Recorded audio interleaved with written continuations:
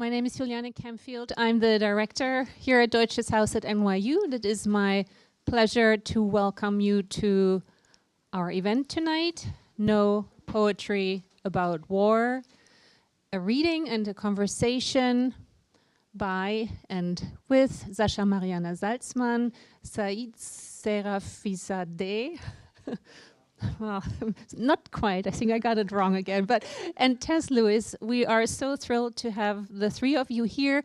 And in case you were expecting Uli Bär, you are not wrong, but unfortunately Uli got sick. So he couldn't make it, and Tess very graciously jumped in at the very last minute, and we're eternally grateful. So yeah, not everybody would do that, and you've always been our friend, and now you're our best friend. So thank you so much for being here. I will shortly introduce the speakers, but their detailed biographical information can be soon found here on this smart board, and of course on our website. There will also be a QR code, or maybe already is, for Sasha's wonderful essay, which gave our conversation its name, No Poetry About War. And that in itself is a quote from a poem by, and I have to look it up, Luba Yakimchuk. And the quote actually is, "There is no poetry about war.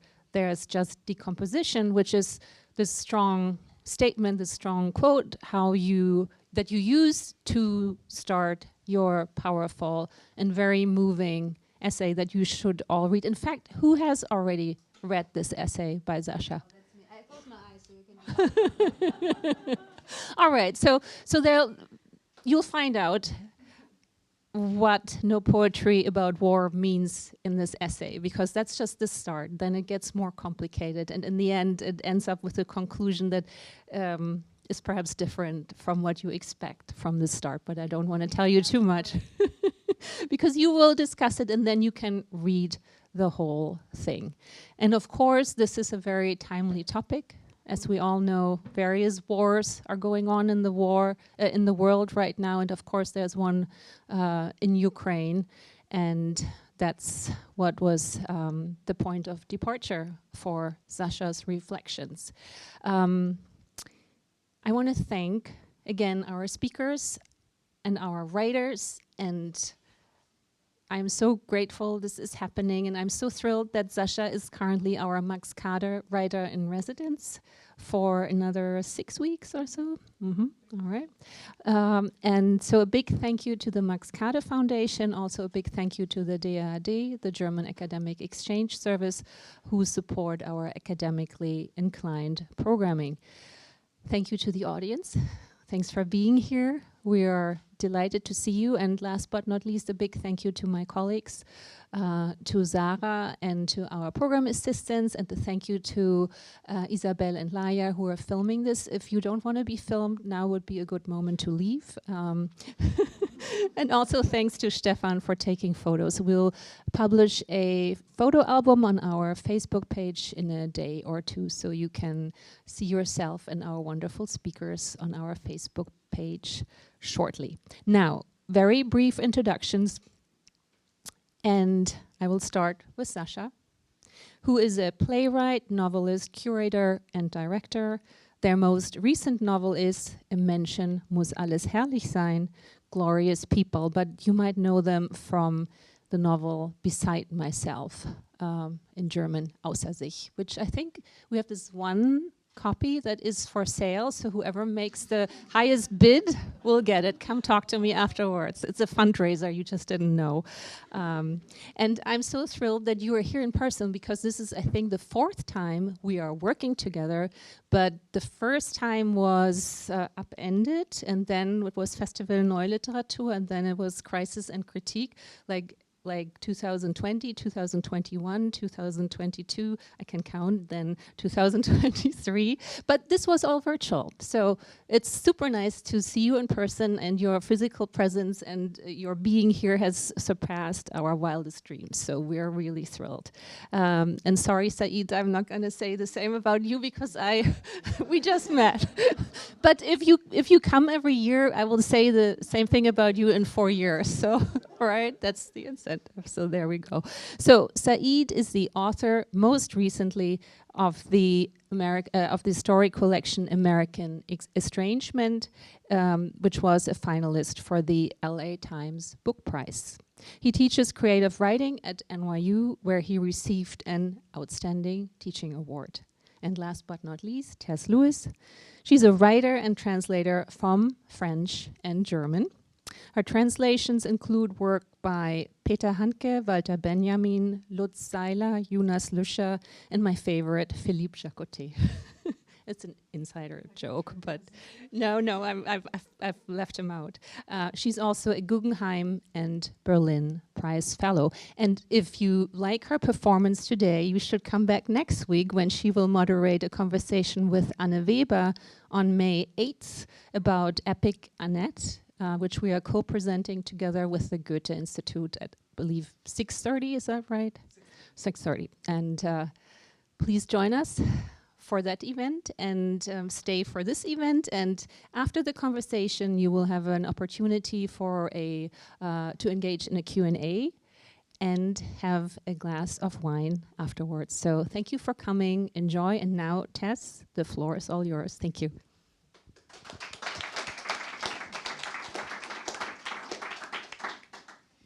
Thank you so much, everyone, for coming to listen to this, what is bound to be an interesting discussion, I'm sure, about an impossible topic, and that is poetry about war, art in the time of war.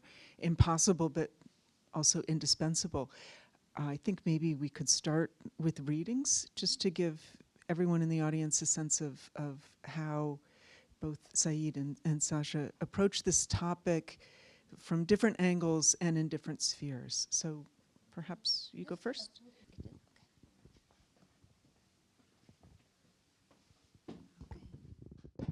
So, good evening, everyone. I will skip all my thank yous because they will come with a white wine.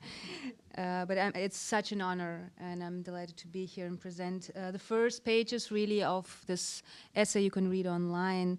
As Juliane said already, it's a quote by Luba Yakimchuk. It's similar. An East Ukrainian poet whose work I admired for a very long time, Ukrainian poetry in general, and it's not a political statement. I just love Ukrainian poetry. And when the full-scale war came, I kind of went back to poetry because this is where I found my shelter, I guess.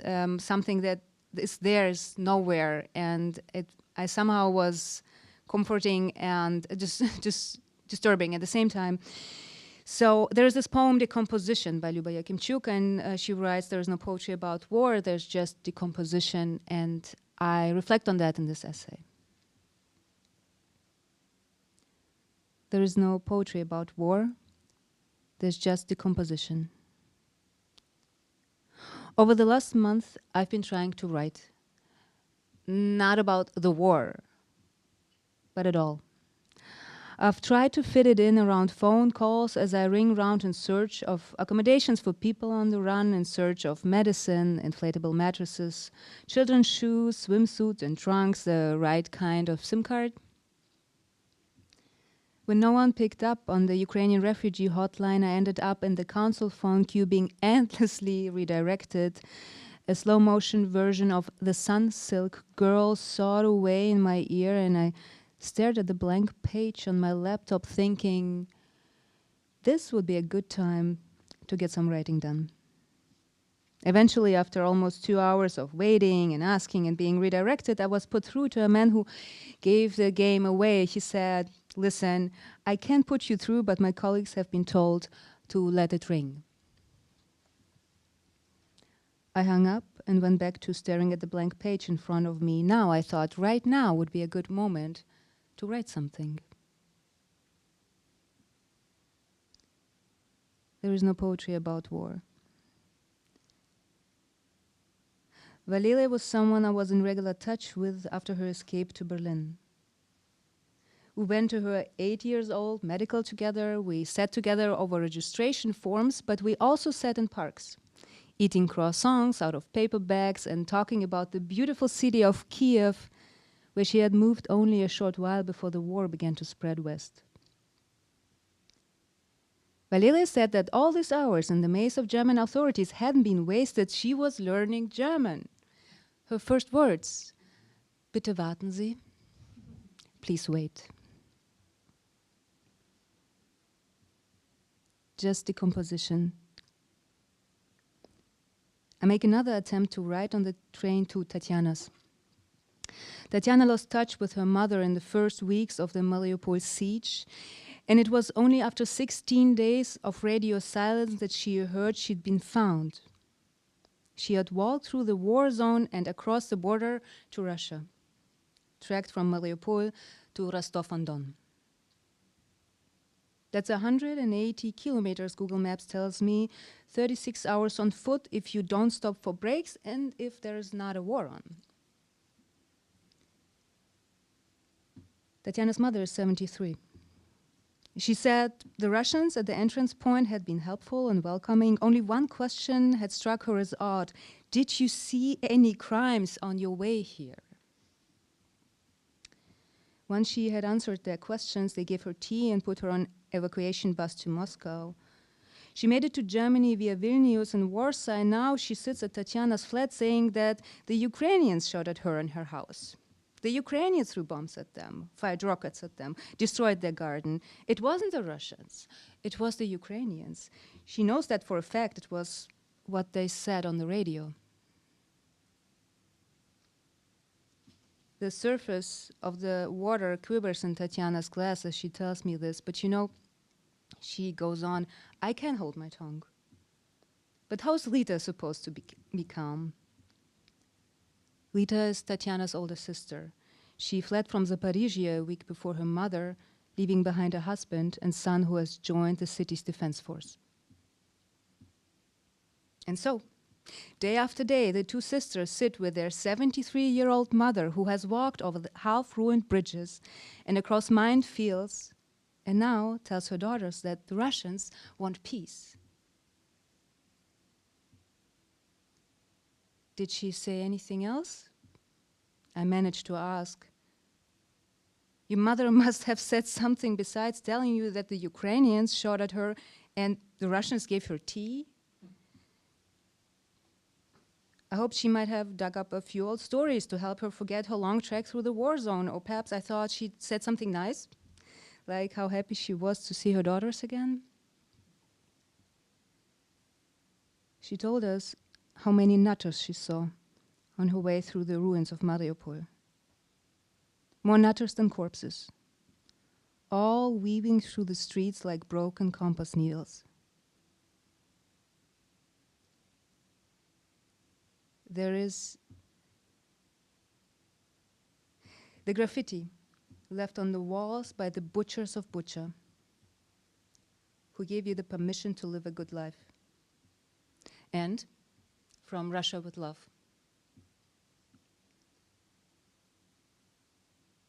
Bucha, Irpin, Mariupol, Trostoyanets, Popasna.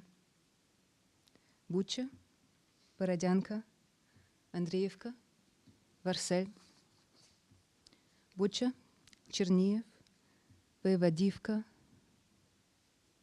Bucha, I can't believe it's actually called that. Bucha.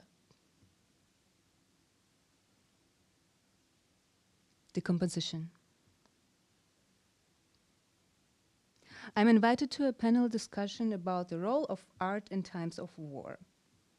In the corridor on the way to the stage, another participant, a film director from the Donbass, asked me, who is representing Russia here? I tell him, I don't know. He asked where I was born. I look at him. I was born in Volgograd. I grew up in Moscow. There you are then, he says and continues down the corridor. I have to tense every muscle in my body to stop myself from yelling out behind him, but I'm not. It's not the way you think. We take our seats. The moderator asks, are you managing to write at the moment? Thank you.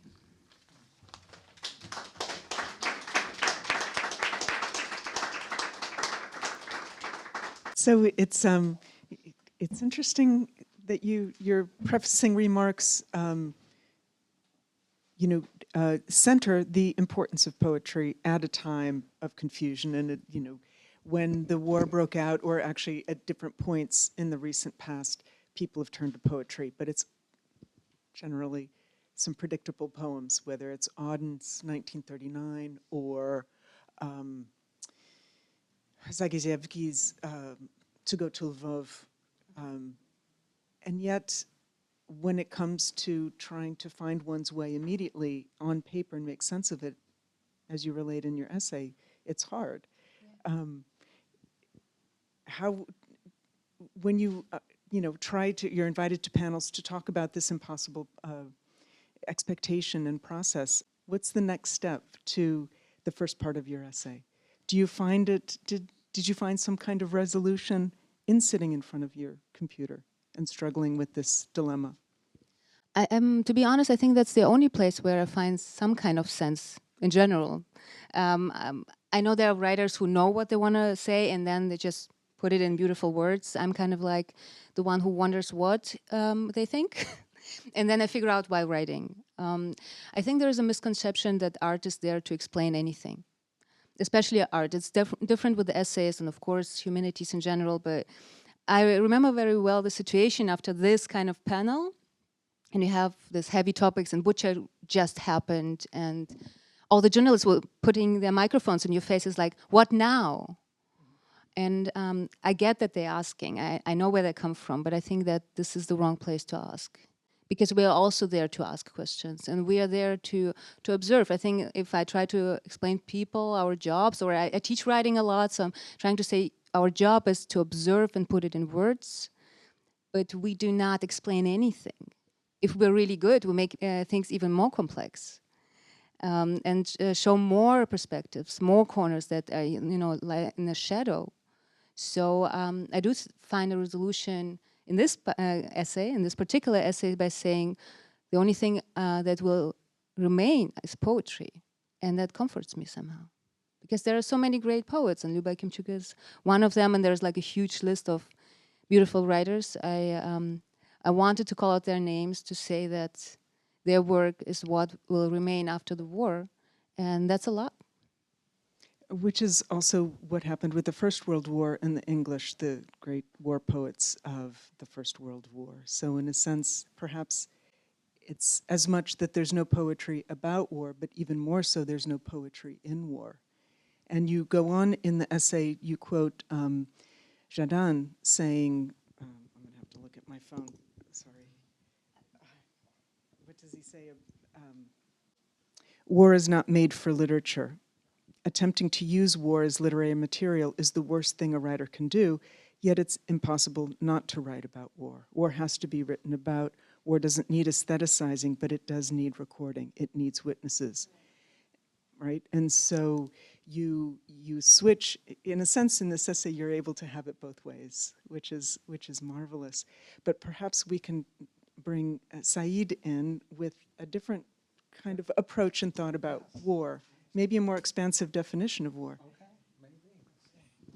I know this is a hard act to follow, Sasha. All right. Put that in here. Okay, so, well, this is fiction. Just counter. Okay, so anyway, fiction, American Estrangement is my collection, and I am going to read just the beginning of one of my stories. Let me get it. And it is called Fairground. Okay, so everybody can hear me, right? Okay. I've only been to one hanging in my life, and that was when I was 6 or 7 years old, or maybe I was 8, but who can really remember that far back with complete accuracy? This also happened to be during the period when the city was being rezoned. Sector A, now Sector G, now Sectors Q and R, and so on, thanks to the mayor who'd won by a landslide. It was going to take a while for everyone to get used to the changes, but everyone agreed that it would be worth it in the end. Sometimes when I was out walking with my mom, we would pass a row of school buses lined up like ducks at the crosswalk, waiting for the light to turn green, the faces of the secured populations looking through the windows with indifference and resignation, as if they'd been traveling for weeks across the country rather than hours across the city. They would be crammed into the buses, children too, twice as many as the bus could comfortably hold, their belongings piled on their laps, often higher than their heads, suitcases, backpacks, lamps without lampshades. If you could carry it, you could bring it. That was the directive. That seemed fair. Don't stare, my mother would say. It's not polite. What I do remember for sure is that I'd been taken to the hanging as an afternoon diversion by Mr. Montgomery, my stepfather, the first stepfather in a sequence of several, and with full consent of my mother, who considered the outing a good opportunity for me to bond with a man I'd just met a few weeks earlier. You'll learn to love him, she told me, an upbeat prediction that, as far as I could see, was based on little evidence. The day trip with Mr. Montgomery had also been a way for my mother to have some alone time, so she could study for her upcoming exam, because this also happened to be during the period when she'd gone back to school, mid-30s, trying to do something different with her life, something meaningful, and become a librarian. If all went well, she'd soon be able to get us out of our apartment above the nail salon, where we'd been living for a year and where the scent of nail polish would waft up through the vents between the hours of 10 and 6. I thought it smelled nice, and my mother thought it smelled annoying, and eventually we were so used to it that we no longer smelled it at all.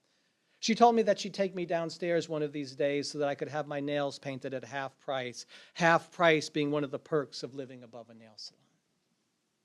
Seeing Mr. Montgomery and me off on that fall afternoon, she'd stood in the doorway of our apartment, Dewey Decimal Study Guide under her arm, telling us, "Have fun, boys." "Oh, we will," Mr. Montgomery had said. But the prospect of an outing had apparently made Mr. Montgomery contemplative, unexpectedly so, and he'd sat in the parked car for a while, saying nothing, hands on the wheel, key in the ignition, motor off, gazing through the windshield at I knew not what. I'd sat there too, wondering if we were having car trouble. Finally, he turned to me, eyes moist, saying how it had just occurred to him right then, how he was passing the tradition downward. "Do you know what I'm talking about, son?" He'd asked me. No, I didn't. "Yes," I said, "I do." He seemed moved by this. He rubbed the back of my neck with something like fondness. The sensation was unfamiliar but pleasant.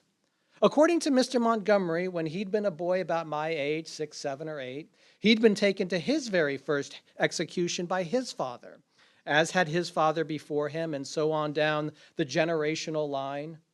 I was dubious that Mr. Montgomery had ever been a boy my age, let alone a boy at all, but he appeared to remember the past with emotion. "Like yesterday," he told me. He wiped his eyes with the back of his hand. The back of his hand looked old. "This was what fathers did with sons," he said. "This was what I would one day do with my sons." He spoke with confidence and assertion.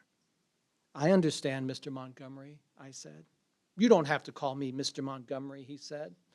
He wanted me to call him by his first name, William, or one of the variations thereof. "You can call me Will or Willie," he said. "You can call me Bill or Billy." It was an hour to the fairground, and the reminiscences were going to make us late. He leaned forward in his seat as if doing so made the car go faster. Through the windshield, the scenery of the city passed by at an alarming rate, occasionally broken by a flash of white space where trees and grass had been eliminated, and where we could briefly glimpse the towering snow-capped mountains beyond which lay the next city. Frankly, I didn't know what my mother saw in Mr. Montgomery. They seemed to have nothing in common, beginning with the fact that Mr. Montgomery's primary experience in a public library had been to use the public bathroom. "I needed to pee bad," he'd said. I didn't find this funny, but he and my mother sure did, and they told the anecdote jointly and often, interpreting the distance that separated them on the compatibility index as something that strengthened their bond rather than a troubling indicator that they were wrong for each other. Still, the first time I'd met Mr. Montgomery had been for dinner at Applebee's, which had been a promising start. I'd worn slacks and my mother had worn lipstick. They'd sat side by side in the big burgundy booth, and I'd sat across from them as if they were interviewing me for a job, everyone's hands folded politely on the table. Mr. Montgomery had told me that I could order anything I wanted off the menu, and this added to the air of promise. Sky's the limit, he'd said. He was showing off for my mother. He's going to learn to love you, my mother had said to him. I knew he was trying to curry favor with me. I knew he knew I was the lone obstacle for him being able to sleep with my mother. So I ordered the most expensive thing off the menu. Why not? The double-glazed baby back ribs, which I'd never heard of before. Apparently, this was the wrong choice. Don't be presumptuous, my mother said. How about the mac and cheese, Mr. Montgomery said. He was referring me to the children's menu. So I acquiesced and ordered the typical child's fare, chicken fingers and french fries. Why not get a milkshake to go with that, Mr. Montgomery said, trying to prove that he was actually easygoing with money. Yummy, my mother said. No, I said. We arrived at the fairground with barely time to spare. The parking lot was filled to capacity and people were streaming through the big white gate, above which read, Sector N welcomes you to the city fairground. Soon this would have to be changed to Sector V. Mr. Montgomery drove around looking for an empty spot, cursing, going in circles, apologizing for cursing, talking philosophically about how this was everyone else's fault. This was what happened when you stopped paying attention. Big crowds, little sensitivity, no parking. Everything is connected, son, he said. Yes, he was happy that the turnout was good, because good turnout meant there was civic pride. But civic pride comes at a cost, he said. Back in my day, he said. He extemporized about the past. I said nothing. Do you know what I'm talking about, he said. He didn't wait for an answer. Suddenly he turned to me. There's going to be blood today, son, he said, as if we were only now realizing what this excursion was all about. Are you okay with blood? He sounded concerned. He sounded as if he were prepared to turn the car around if I had answered no. I wanted to be okay with blood, but I wasn't so sure. I still had scabs on my knees from a few weeks earlier when my mother had tried to teach me how to ride a bicycle, and just when I was getting the hang of it, I'd crashed into the sidewalk. My mother had comforted me briefly, sweetly, cradling me in her lap, and two women from the nail salon had come over wearing aprons, smelling of polish. You have to get right back on, honey, they'd said. I like blood, sir, I told Mr. Montgomery. He liked that I liked blood. Good boy, he said. You don't have to call me sir. Thank you.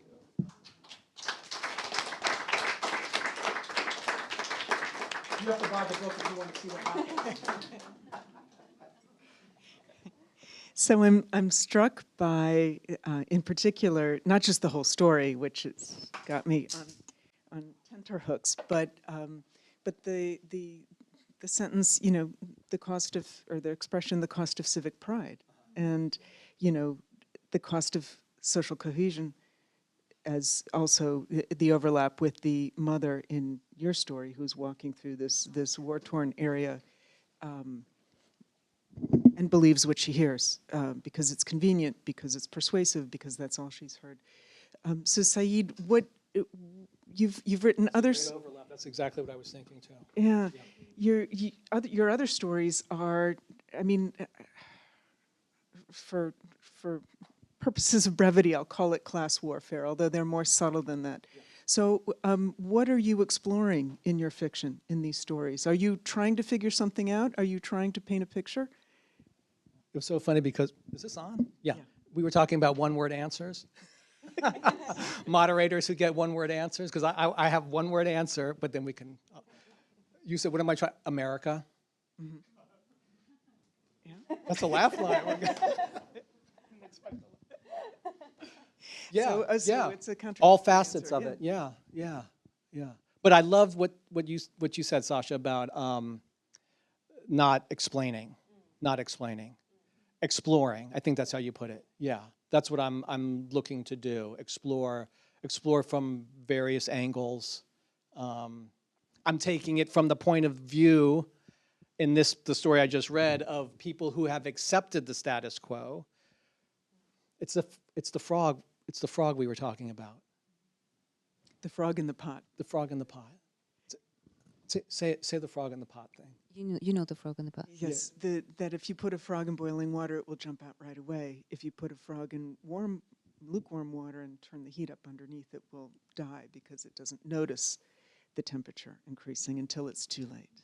And we were talking about that, talking about a dictatorship, and when a country how turns to a dictatorship, that it's never switched on or off. You do not, like look behind the curtains and you're like, oh, it's dictatorship. So it's like you don't know how that happens. You were saying in Hungary, what is it? Exactly. In Hungary? Yeah. I have like this colleague in Hungary who said like we look out of the window wondering, is that already dictatorship? Is that already what it is? Because they don't announce it on the radio, right?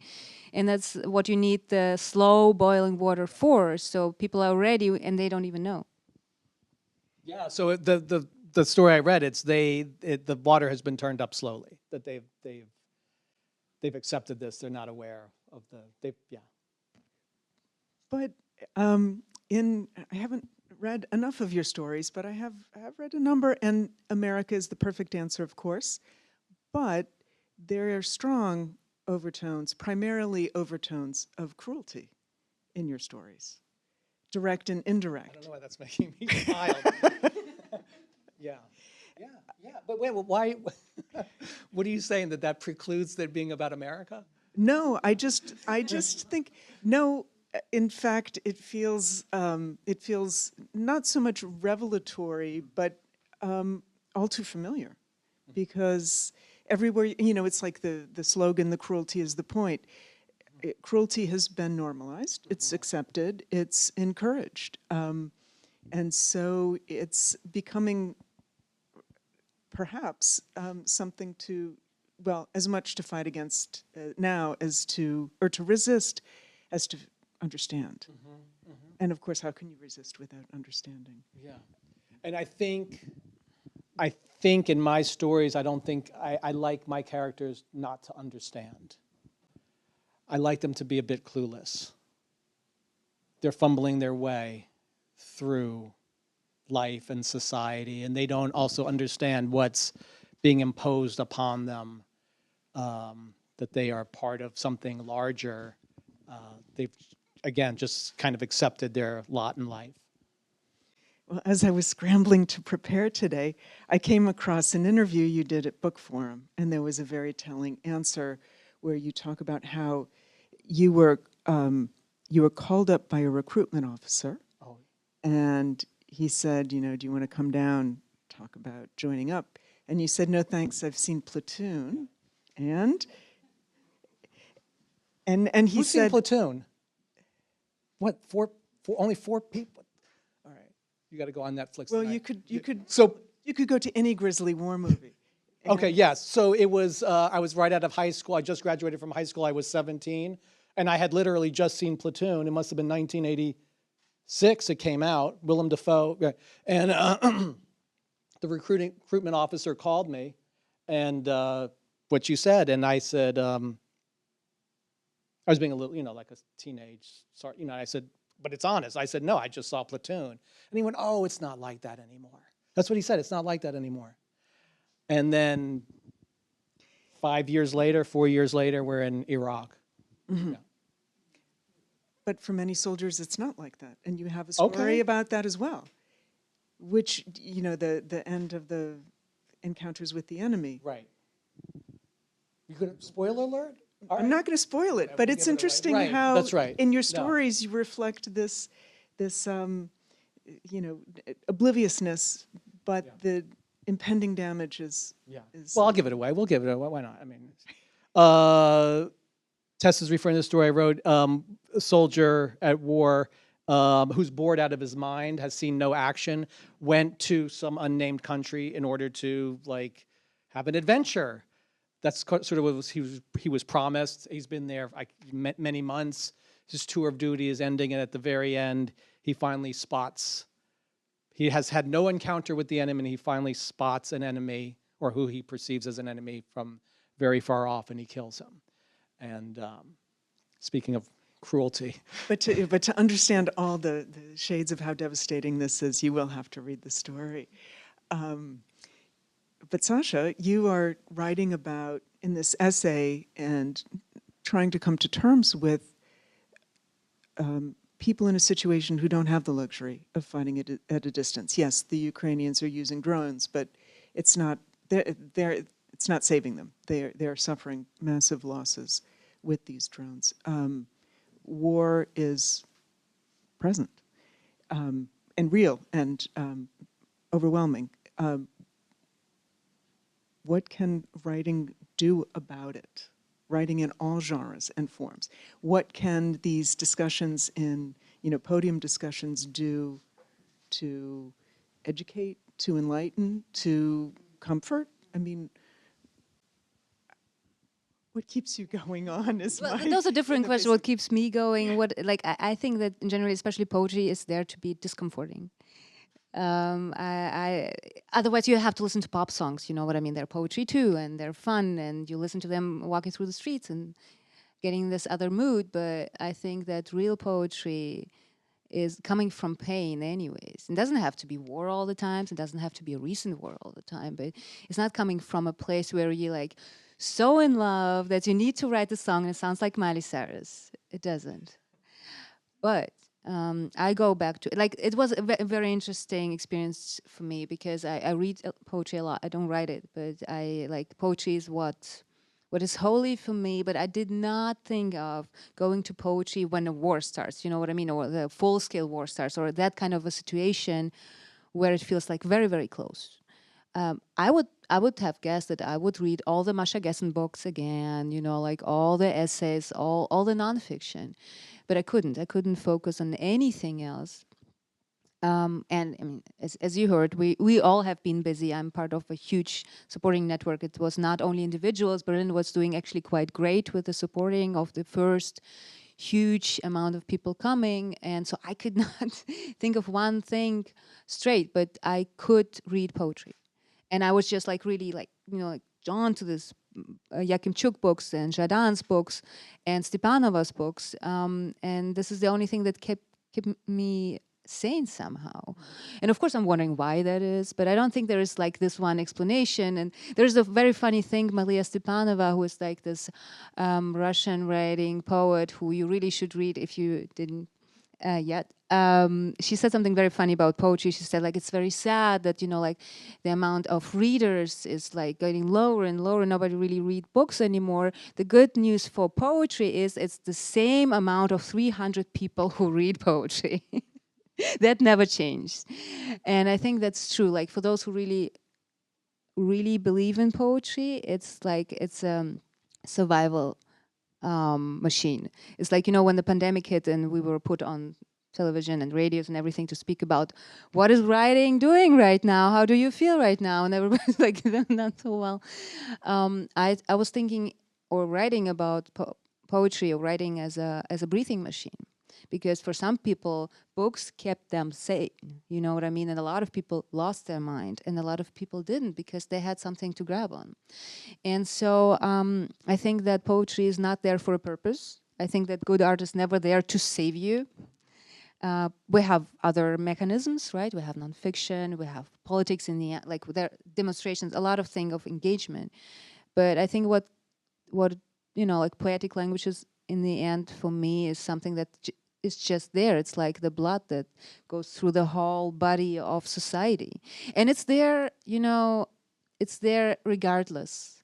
It's there in psych wards, it's there in prisons, it's there in war. It happens everywhere because we all turn to, we were taught that poetry is something that elite people do because they have too much time and they, oh, you can sit in your tower and just read Baudelaire and then write a line or two. But it is a fact that everybody, if poetry happens, it happens everywhere. And I think that that is what keeps it so strong. It's not, you cannot really use it for a purpose. And then it becomes this thing that keeps you alive. And there's also the question of how language is distorted in a time of war and whether poetry can redeem it, can cleanse it. I mean, Paul Celan, writing in German after the Holocaust, of course, was a counterweight to the language, was revivified it in a way that probably wouldn't have been possible in prose. Do you see that the Russian language is being helped through the poets who are writing in Russian or in Ukrainian? It's very funny that you ask it now, because just a few days ago, Maria Stepanova, who I was just quoting, received this huge prize at the Leipzig Book Fair, and Maria was speaking about that, what Paul Celan did to and with German language after the concentration camps, and you know that his parents didn't survive it, and how Maria thinks about what it means to the Russian language. But also there's like a huge amount of Ukrainian poets writing in Russian. And there's actually a very interesting interview between Eugene Ostashevsky, who is here, hi Eugene, and Evgenia Belarusets, about Ukrainian writers writing in their mother tongue, which is Russian, now being in this situation, changing deliberately or not changing, and what does it mean if you do not switch to Ukrainian right now? I think there is no, like, which is, again, we can only observe. We cannot put, really, there's no really rule you can follow. You cannot force your poetry to go down that road or this language. I understand the pain. I think we all theoretically understand the pain. For example, Sayrafiezadeh, whose mother tongue is Russian, will never speak a Russian word again. So when we meet and we're friends, we speak German. But he was writing in Ukrainian for quite a while. What about the people who just started to write? And I think that since poetry really comes from within, and it's like a very emotional force, it will take its own ways, regardless politics, regardless whatever happens. It's nothing you can really, dictate how to be. I have a question. Excellent. I think this about myself, so I'm curious what your thoughts are, but do you feel ever like pressure to have to tackle certain subjects just because of obviously the world we live in now? If you wanted to write about something that was not, you mentioned pain, you said poetry comes out of pain. I'm curious if you think all writing comes out of pain, but yeah, not external, but any internal pressure. Oh, this is the important topic to write about. Yeah, and and then I sit by the desk as long as it takes to not think that, like to get rid of this feeling, because I'm not sure if that's connected to being a minority in a certain country, or just because we are writers and we live with open eyes and open ears, and we know that this person is supposed to say something about that. Like, I mean, it's obvious somehow. I'm really curious about your answer to this, but for me, like, I grew up like that. I was the token for all the Jewish questions in the German society. Oh, something happens, call Salzmann. And then, okay, oh, it's a non-binary body, yes. So I have Jewish and queer, can we use for? And that's super annoying. I remember when my first book came out, and people were like, oh, this is like all the fashionable topics in one book. And I was like, it's my life. For you, it's fashion. And that was really eye-opening to me. I was like, oh, you think I'm doing it on purpose to get your attention. But we were doing that for generations, for centuries. Queer people have been writing all that. It's just that now you can sell it better. And so for my second novel, which is, like partly on Ukraine, and it came out before the full-scale war started, so it was a different world. I was sitting by my desk till all the Germans in my head would shut up. It was super important to me not to write that, but like, okay, so what will the queer community say about my writing? What will the Jews say about it? Like, what will the Germans say? Like, and it took me, I guess, more than a year to get to the topic that I'm interested in, which was, perspective of Ukrainian women, East Ukrainian women, on what is going on. And that was the time where nobody in Germany even knew where Ukraine is. Like, they thought it's Russia. And so when my book came out, everybody was like, why are you writing on this? Like, what is... And I even lost some publishers in other countries because they were like, they bought my stuff because it was this queer Berliner thing, and now it's Ukraine. Like, how am I supposed to communicate that with the audience? But it was super important to me, and I think this is why the book works, because it was not guided by what was expected from me. How is it for you? Well, Wait, I have a follow-up, but then how did you, so you said you sat there for a year with all of these voices. How do you respond to those voices? How do you make them, how do you silence them? I read poetry. Yeah. Yeah, but like just random poetry not related to any topic. How do you do that? Well, so I mean, here's where we overlap in another instance. So I grew up in a communist household in the United States. Oh. Wow. Right? You got those? They have at least one. And it was the Socialist Workers' Party. Who knows the Socialist Workers' Party? Come on. Thank you so much. One person. Oh, 3 people. There's some people back there. So, I mean, I was taught, you know, I mean, it was all about the working class revolution, that was the most important thing. Art was second, if that.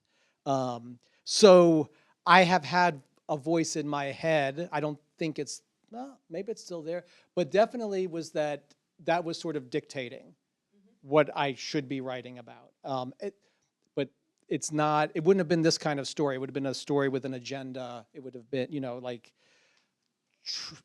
trying to spread the gospel of Marxism. That's sort of what I was, it was very hard to get past that voice. I mean, it's not an abstract thing, it's my mom and dad. Those were, you know, the mom and dad in my head telling me what I should be writing about. It was therapy, honestly, for me, that got me to, but I still, in some ways, Sasha, it still dictates the subject matter that I choose. Maybe you should try poetry. Okay. Because I make so much money selling my fiction now. Let's go and do The 300 readers of poetry I'm waiting for, you know. That's right. But I was saying it still in a way dictates my content. Again, you and I explore. We don't explain. We explore. I was exploring something in here, but I'm still choosing subject matter that my mom and dad, I think, would still condone. Would still condone. That's so Jewish of you. What? That's pleasing. Welcome to the family. Yeah, that's right. Yeah. Well, because of course I got this mom in my head, and like it takes a year to get her out of the room. She'll come back. She come back. Only 1 year. No, like really, literally, I wrote 17 plays, and out of the 17, 16 are about my mom. So, or you know, like you don't really can put your finger on it, but I know it. Do you know? I think that is true for all of us, no matter if we're like coming from a certain class or minority.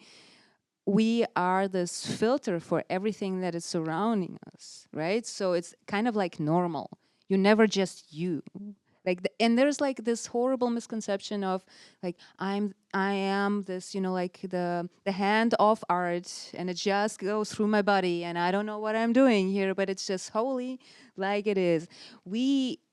We consume so much literature, so much content, and all that is part of our writing. So it's not only, you know, what the society tells you to write, or your parents tell you what is important or valid. And I think that is okay. The question is what you really want to write about. And I feel that is quite easy, because I know physically the feeling of and something is written, and like, when did that happen? And I know the feeling of sitting there like, will they get it?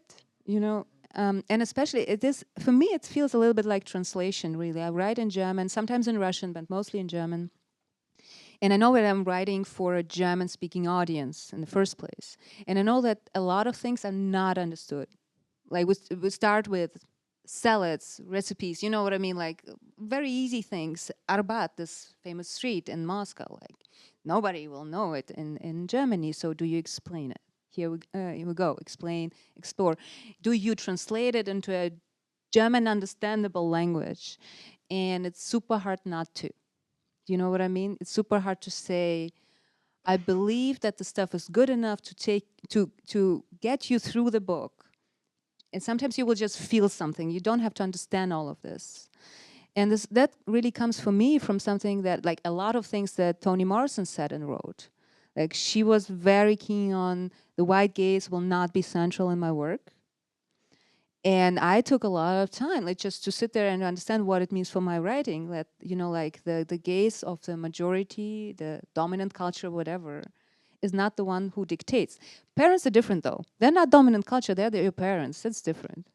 It doesn't get much more dominant than that, though, does it? It's like, this is literally where you come from. There's nothing you can do about it. Well, Saïd, in that light, the execution story is really interesting. Here you have a child looking at an ideology from outside, sensing the terrible, terrible cost, but we don't know how it turns out yet. You're right. That's absolutely. Everybody will have to buy this book. Right. Yeah. I think we have a bit more time for questions. I mean, of course, you have priority to ask questions, but if there are any others. I'm always happy to ask the first question to give you all more time to collect your thoughts. But I also actually have a question, which is nice. Thank you. Yes, yes. And this is perhaps more a question for Sasha and Tess, because you have both been in the German language world more recently. And I was, however, telling the story more to you earlier when we were upstairs. So I recently attended an event where a person from Germany was speaking about the Zeitenwende, the change in times, or the turning point, perhaps a better translation, where, you know, which refers to the German foreign policy and its adjustment in the wake of Russia's war on Ukraine. And this person was talking about war machinery, and I have to say, and it was in a somewhat official capacity, and in the past I've never really heard German language speakers use the German language when it comes to war in a somewhat fetishizing way. I found that deeply disturbing, the way that person used words like Leopard, Strandhaubitze, and this is a tank and some other machinery that I don't even know what it is in English. What is it? A Strandhaubitze? It's like a grenade or artillery or some crazy, horrible machinery of war. And the way they pronounce these words made me puke internally, to be quite honest. And I found that intriguing, shocking, surprising, and I was thinking, did I miss something? And perhaps I did, because I'm here. I'm not in the German language world. But it was an astonishing development to hear somebody in official capacity use the German language to fetishize war machinery, even though I'm all in favor of Ukraine defending itself. But you know, that to me is astonishing. And since we were talking you mostly were talking about the role of poetry and its sort of cleansing mechanism for you, among many other things. But I'm just wondering what your perception is, how the German language has perhaps changed as a repercussion of what has happened.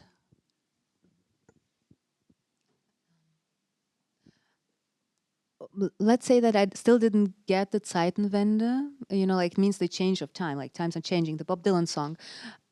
I didn't really fully understand what Scholz meant by that when he's like, things gonna be different now, and then no, actually not. You're still this Sparkassenbeamter who is now, you know, like counting Leoparden. I think you're right. It's very scary how fast people are eager to play with war and play with war words. Like the terms are enjoyable somehow for certain people. That is creepy. But I think that would be like that globally, like everywhere. And it's of course particularly interesting in German context, but really I don't think it's a German thing.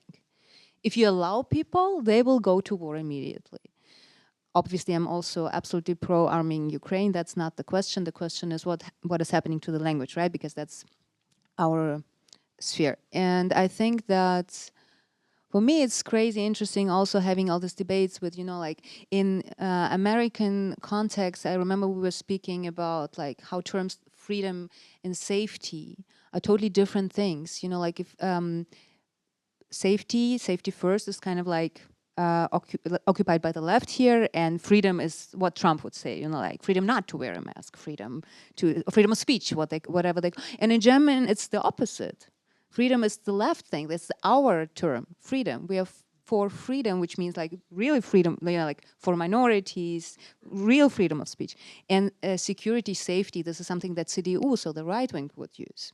So it's always like, you know, how terms are changed and used and misused. And now with a full-scale war on Ukraine, it's even more absurd what they call freedom, what they call like border, what they call peace.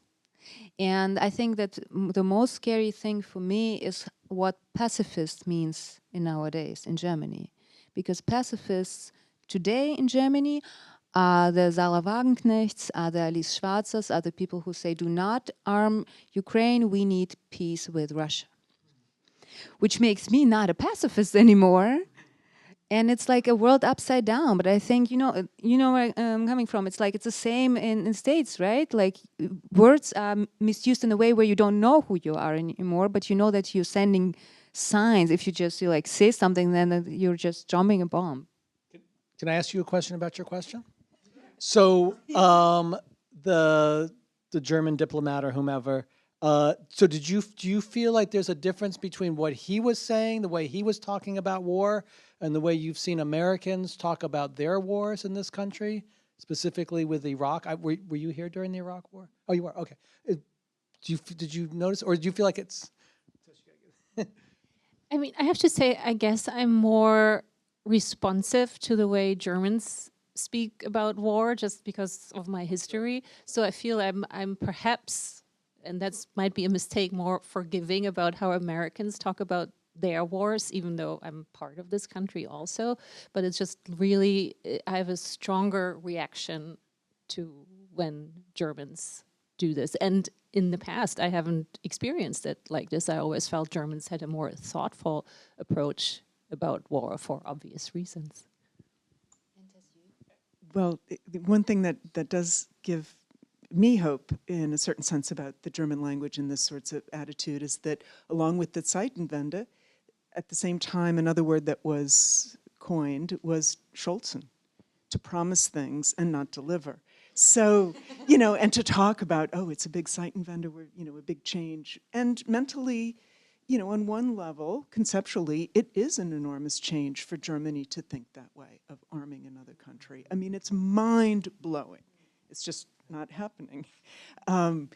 But there's also, in terms of this sort of fetishizing and aestheticizing, there is a strong legacy, fascist aesthetic legacy that still operates. It's just not necessarily talked about in Germany the way it's talked about in Japan. I just recently retranslated a book by Ernst Jünger, who was most famous for Storm of Steel, which is his diary of fighting in the First World War, which is an absolute glorification of violence, but done cleverly enough that it also can be read as anti-war. But if you look at, you know, the progression of how he treats violence and describes it throughout his works, it's quite disturbing. And that's there. And it has the best selling video game, and I don't know video games, but I learned this when we did the book launch of On the Marble Cliffs, is called Attack on Titan. It sells by the millions around the world, especially in Japan, and it is a complete, what would you call it? It's so derivative of Jünger. There's even, the main character is called Ernst Jaeger, and if you listen in the background, you can hear over the Japanese chanting all these German militaristic things, and it's all black and red, and you've got these formations. It's truly frightening, more frightening to me than to hear politicians talk that way, because he is probably playing to the audience as much as, you know, dreaming about tanks the way a 6-year-old boy would. So wait, why is it more disturbing to hear it from in literature? No, not in these video games, because these are being, you know, consumed, like it's an addictive thing that is being consumed at so many levels. conscious and unconscious. Just to add to Scholzen, because I think that this is something important about language, not I forgot the English word. I forgot the German. No, it's just like this moment where just a word disappears in every language, and you're like, have a feeling of it in my tongue. Not necessarily in poetry, but in language and in writing, humor.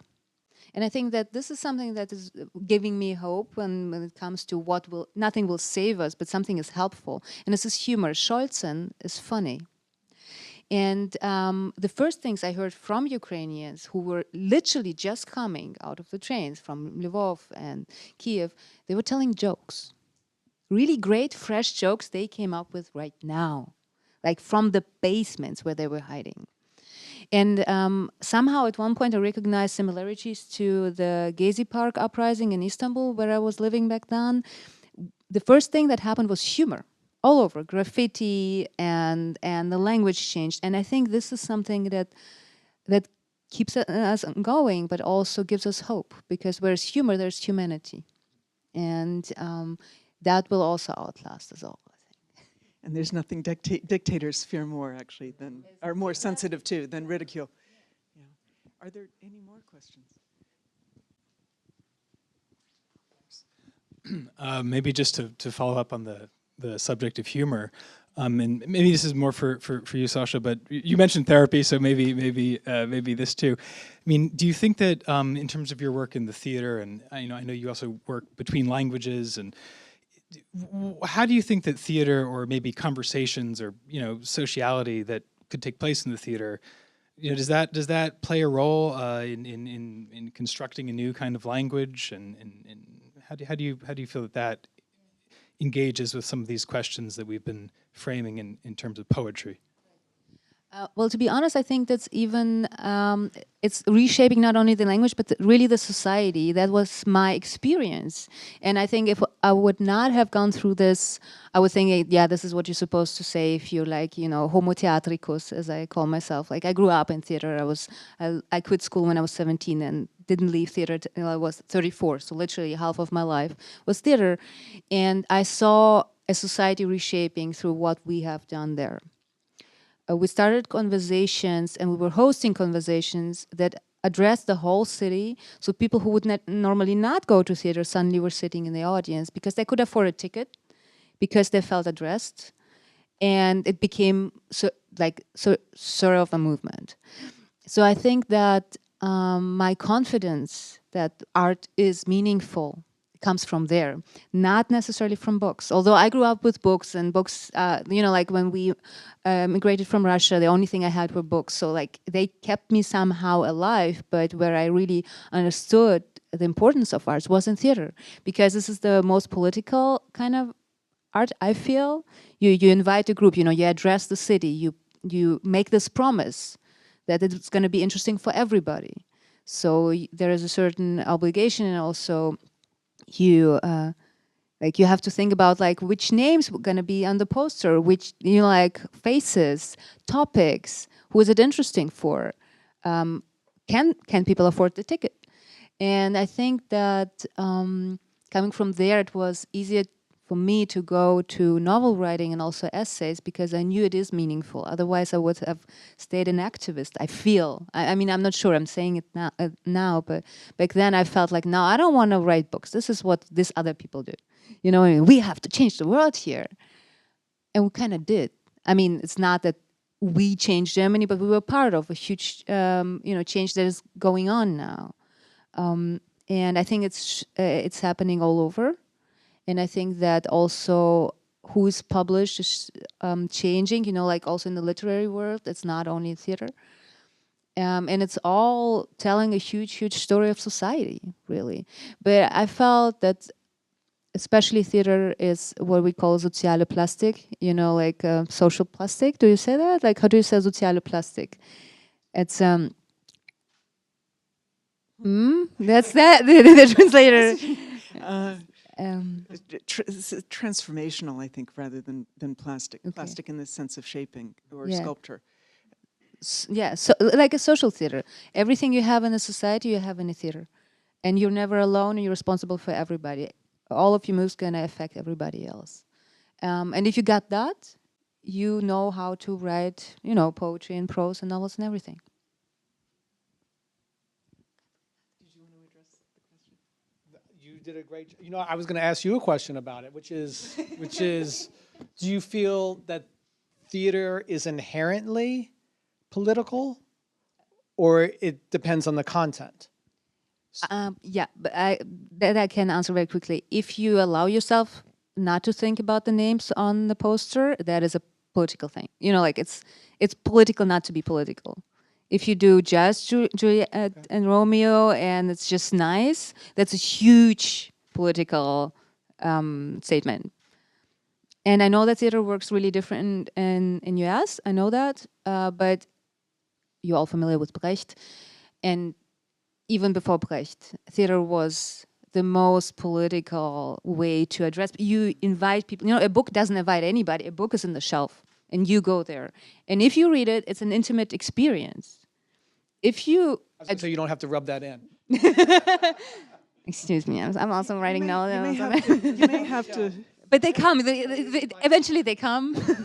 You may have to carve out an exception for a lot of Broadway musicals, though. Well, that's what I'm... Yeah, but that's a that's totally theater. wild world to me, all the music.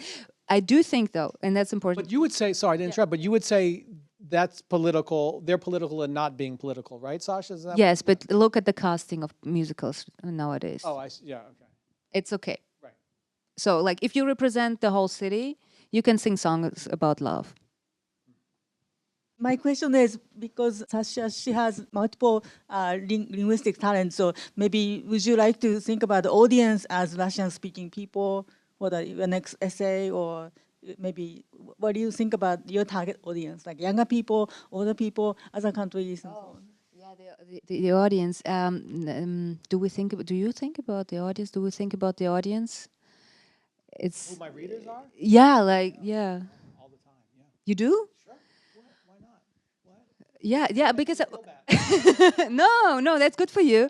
Good. No, but because of course it's like, would I write this essay if I knew that I'm writing it for Russians, right? You know what I mean? This is where your question comes from, and I think it's important, a valid question. But I try not to think about the audience. I'm not saying I'm succeeding. And it's also, there's a difference between essays and novels, you know what I mean? Like an essay is there to tell you something or to show you something, what I think about, what I'm exploring. But a novel, like, an art supposed not to, or be for everybody, really. I believe in that. But, yes. Okay, so this is terrible, but I have a student here in the second row, Becca, former student. Hi, student. Because we had this conversation. Becca, do you remember one of your stories you wrote? Sorry to put you, are you totally embarrassed? I can say, huh? You don't, I'll, remember when you wrote the story and you referenced somebody and I was like, who's that? Okay, but you didn't say Gandhi. You said, because we had a long discussion about this. You referenced him using another name that people from India would be familiar. What was the name you used? I think I said Bappa Uncle because it was from the perspective of his niece. Right. And we had a long discussion about who is the reader of Becca's story, because I was like, I didn't get it. I think at the end then it's revealed. So my thing was, think about the reader, think about the audience. Becca, I guess, pushed back on that.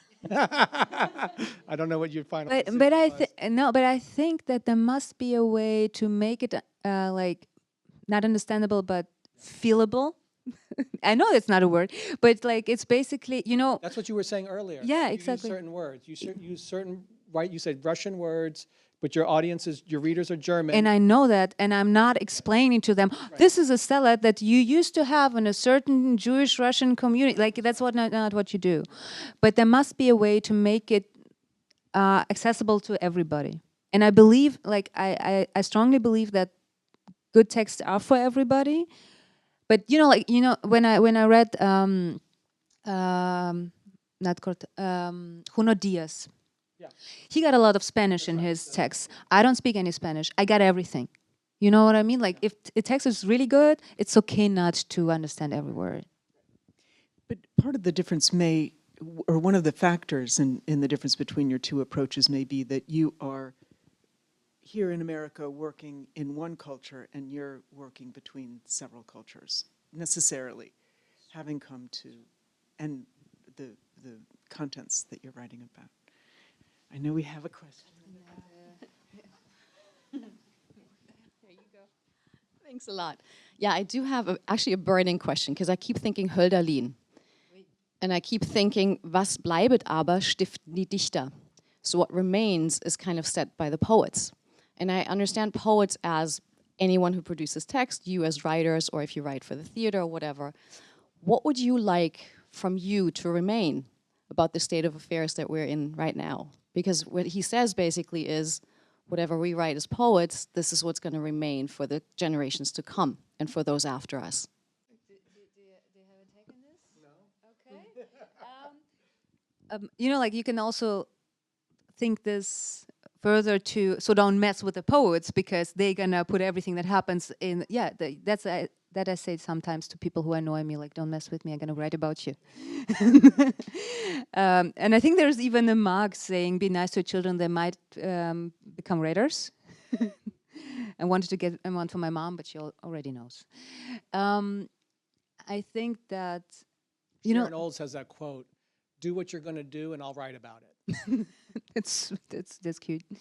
I do think, though, that it's not about, for me, it's not that I want my legacy to be this and that, or I want all the books that are about to come be the one that, you know, like, you find in every shelf in every apartment. I do believe that we are part of a network. We just don't know each other. But I think what remains is this polyphony. Like, the story that remains is made of so many voices. And I think it's brilliant and beautiful. And it would be great to know more about our network, but we're like a huge cloud. And this is what's going to remain. And that's going to paint a picture. It's not going to be this one book. And I think that's also very good, or at least from my observation, it's a very good development from, you know, like, we come from, or I come from, you know, like, a upbringing where it was Günter Grass will tell you about Germany, or Thomas Mann will tell you about Germany, or Franz Kafka will tell you about, I don't know, a lot of problems and a lot of Austrian things. bureaucracy. Yeah, or depression, or a lot of things, complicated worlds.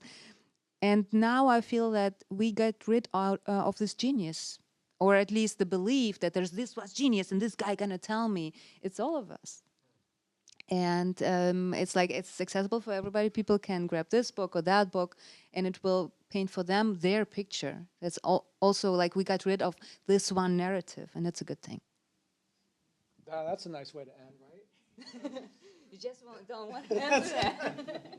Actually, one of the first panel that I did with Sasha for Festival Neue Literatur, which unfortunately had to be online, the panel was called Alternate Realities, and it was about how can fiction make, or writing in general, make what is familiar to us strange, which is another important legacy of writers in any genre. Well, thank you so much for coming, for your patience, and Sitzfleisch. And thanks to Tess, who had like 2 hours of preparation. Thank you.